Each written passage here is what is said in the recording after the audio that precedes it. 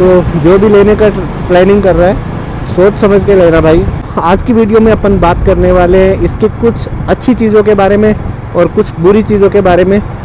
अगर आप 2026 में हंटर 350 लेने का सोच रहे हैं hey guys, good afternoon and welcome back to our channel. कैसे हैं आप सब? आई होप सब बढ़िया होंगे। और आज है अपने पास हंटर 350। आज की वीडियो में अपन बात करने वाले हैं इसके कुछ अच्छी चीज़ों के बारे में और कुछ बुरी चीज़ों के बारे में। और इसमें सबके ओपिनियन अलग अलग हो सकते हैं। जो मुझे लगता है मैं सिर्फ उनकी बात करूँगा। अगर आप 2026 में हंटर 350 लेने का सोच रहे हैं तो ये वीडियो आपके लिए काफ़ी इम्पोर्टेंट हो सकती है। तो वीडियो को ज़रूर देखें, पूरा देखें और अच्छा लगे तो लाइक शेयर एंड सब्सक्राइब ज़रूर करें। बाकी आप कमेंट भी कर सकते हैं कि आपको 350 के बारे में क्या अच्छी चीज़ें लगती हैं या क्या बुरी चीज़ें लगती है, तो उसके बारे में भी मुझे कुछ आइडिया हो जाएगा। फ़िलहाल चलते हैं और बात करूं अगर इसकी प्राइस की, तो ये है तकरीबन 2 लाख के समथिंग ऑन रोड प्राइस अभी जो इसका चल रहा है जीएसटी के बाद में। ये है अपने फ्रेंड की और उनको लिए हुए थोड़ा टाइम हो गया है। उस टाइम पे जीएसटी का जो पीछे हुआ था उसके कारण बाइक्स और गाड़ियों की जो प्राइसेस वगैरह कम हुए थे, तो वो उस टाइम पे नहीं हुए थे, तो उनकी वो पड़ी थी 242 के समथिंग। लेकिन अभी जो इसका प्राइस है वो है 2 लाख के समथिंग। कहीं पे 198 है, कहीं पे 197 है, तो वो थोड़ा बहुत तो वेरिएशन चलता रहता है सिटी के हिसाब से। और यहाँ आ गए सिग्नल, तो जब तक सिग्नल चालू है तब तक आप सिनेमैटिक शॉट्स के मज़े लो, फिर आते हैं अपने टॉपिक पे।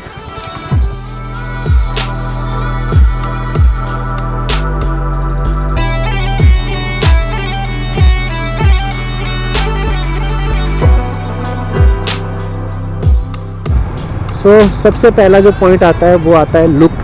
तो भाई लुक में ये बाइक ना बहुत शानदार लगती है। बहुत ही कॉम्पैक्ट सा डिज़ाइन है, बहुत ही देखने में मतलब छोटी सी लगती है, लेकिन भाई लुक बहुत शानदार है इस बाइक का। लुक में कहीं पे कोई कॉम्प्रोमाइज़ नहीं है मेरे हिसाब से। तो बाकी आप अपनी राय दे सकते हैं कमेंट में, आपको कैसा लगता है इसका लुक। बाकी मीटर्स वगैरह अगर आप देखोगे तो भाई डिजिटल भी है, एनालॉग भी है, तो काफ़ी शानदार लगता है मेरे को लुक में। तो लुक के बारे में ज़्यादा बातचीत नहीं करेंगे, दूसरे पॉइंट पे आते हैं। अगर कोई भी बंदा कोई भी बाइक परचेज़ करता है तो वो देखता है लुक, उसकी पावर, उसकी कंफर्ट। तो भाई अगर पावर की बात करें तो पावर 349 सीसी का इंजन है, एयर कूल्ड इंजन है, अच्छा खासा पावर है। पावर टॉर्क की बात करूँ, टॉर्क बहुत अच्छा खासा है।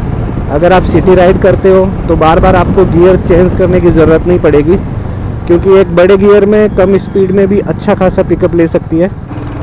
तीसरे पॉइंट पे आते हैं जो कि मुझे अच्छा लगता है। और पावर के साथ में आपको क्या चाहिए? कंट्रोल। जितना जल्दी ये 0 to 60 80 तक जाती है उतना जल्दी रुक भी जाती है। ड्यूल डिस्क ब्रेक है, कंट्रोल बहुत प्यारा है, बहुत इजी कंट्रोल होती है। अगर आप 60 80 तक जाते हो और अगर आपको इमरजेंसी ब्रेकिंग करनी पड़ती है या अगर आपको कंट्रोल चाहिए तो बहुत प्यारा कंट्रोल है। अगर कंट्रोल की बात करूँ ना, तो वो एक्चुअली डिपेंड करता है राइडर पे भी कि वो किस तरीके से कंट्रोल कर रहा है, कितना कंट्रोल उसका, कितने स्किल्स है, उस पर भी डिपेंड करता है। लेकिन अगर बाइक की बात करूँ ना तो बहुत प्यारे कंट्रोल है। जितना मैंने इस बाइक को राइड करके देखा है ना, बहुत प्यारा कंट्रोल लगता है। अब भी अपन पहुँच चुके हैं हाईवे पे और मैं बात कर रहा था इसके पावर की। तो मैं जनरली प्रमोट नहीं करता हूँ रैश ड्राइविंग को या स्पीड ड्राइविंग को, ओवर स्पीडिंग को, लेकिन थोड़ी सी पावर की बात है तो एक बार थोड़ा सा हल्का सा खींच के दिखाऊंगा। उसके बाद में अपन रैश ड्राइविंग नहीं करेंगे, ओवर स्पीडिंग वगैरह अपना काम नहीं है। तो एक बार थोड़ा सा पावर का इसका अंदाज़ा लेने के लिए सिर्फ थोड़ा सा खींचता हूँ। बाकी यार गाड़ी में ना रियर व्यू मिरर्स नहीं है तो थोड़ी सी प्रॉब्लम आ रही है, क्योंकि मैं ना पिछले 1 साल से मिरर्स के साथ में बाइक चला रहा हूँ। मुझे ना आदत पड़ चुकी है वो पीछे देखने की, कोई कुछ आ नहीं रहा हो ऐसा, तो वो थोड़ा सा प्रॉब्लम क्रिएट कर रहा है। बाकी कोई प्रॉब्लम नहीं। अभी थोड़ा सा पावर दिखा देता हूँ कि इसका टॉर्क वगैरह, इसका पिकअप वगैरह कैसा है। देखो ये है इसकी पावर, बहुत जल्दी स्पीड पकड़ती है, बहुत जल्दी भाई, क्या बात है। मैं ऑलमोस्ट 100 हिट करने वाला हूँ और मुझे लगा ही नहीं कि मैं कब 100 तक पहुँच गया हूँ। सो ये है इसका पावर बहुत ज़्यादा है। तो अपने अगले पॉइंट पे आते हैं। मैं पॉइंट्स भूल गया हूँ कितना पॉइंट चल रहा है, लेकिन अगले पॉइंट पे आए ना तो बात करते हैं इसके हाइट की। सो इसकी हाइट की बात करूँ ना तो मेरी हाइट 5 फुट और 6-7 इंच के लगभग रहेगी और मेरे दोनों पैर ना ग्राउंड को आराम से पहुंच जाते हैं इसके ऊपर बैठ के। तो जिनकी भी हाइट कम है वो ना आराम से इसको परचेज़ कर सकते हैं। मैं दिखा देता हूँ एक बार, देखो अभी ये दोनों साइड से मेरे पैर ना बिल्कुल आराम से टच हो रहे हैं और मेरी हाइट 5-7 के तो ऊपर होगी नहीं, 100%, उससे कम ही हो सकती है। तो भाई इसकी हाइट ना मेरे को बहुत अच्छी लगी कि एक शॉर्ट हाइटेड बंदा भी ना आराम से इसको राइड कर सकता है कंफर्टेबली। और अगले पॉइंट पे आए तो बात करते हैं इसके सीटिंग पोस्चर की। तो भाई सीटिंग पोस्चर ना ज़्यादा एग्रेसिव है और ना ज़्यादा जो एडवेंचर बाइक होती हैं या लॉन्ग राइड के लिए जो बाइक रहती हैं ना बिल्कुल उनके जैसा है। तो काफ़ी ना स्टाइलिश सा एक पोस्चर बनता है मिड का, कि ना आप ज़्यादा एग्रेसिव लगते हो राइड करते हुए, जैसे R15 वगैरह KTM 5 वगैरह की पोस्चर सीटिंग पोस्चर वगैरह होती है, तो बिल्कुल वैसा नहीं है। और ना बिल्कुल ऐसा adventure long ride touring bike के जैसा भी इसका सीटिंग पोस्चर नहीं है। तो काफ़ी स्टाइलिश सा लुक देता है और काफ़ी कंफर्टेबल सा लुक देता है।